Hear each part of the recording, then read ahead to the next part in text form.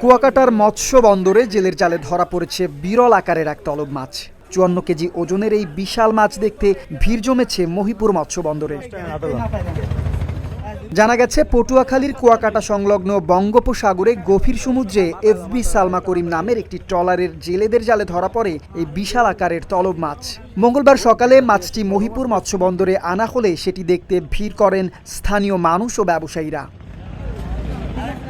খোলা বাজারে ডাকের মাধ্যমে মাছটি ৩৬,০০০ টাকায় কিনে নেন স্থানীয় ব্যবসায়ী রুবেল ঘরামি। সে হিসেবে প্রতি কেজির দাম পড়েছে ৬৬৭ টাকা। AKS অর্জন করলো গিনেস ওয়ার্ল্ড রেকর্ডস।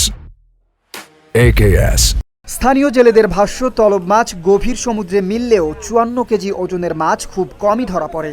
এ কারণে মাছটি ঘিরে তৈরি হয় ব্যাপক কৌতূহল। গবেষকদের মতে, তলব মাছ ক্যারাঙ্গিটি পরিবারের একটি গুরুত্বপূর্ণ সামুদ্রিক মাছ। বড় আকৃতির এমন মাছ ধরা পড়া বঙ্গোপসাগরের সামুদ্রিক জীববৈচিত্র্যের জন্য খুবই গুরুত্বপূর্ণ। আর মৎস্য কর্মকর্তাদের আশা, ভবিষ্যতে এ ধরনের মূল্যবান মাছ বেশি ধরা পড়লে জেলেদের আয়ও বাড়বে।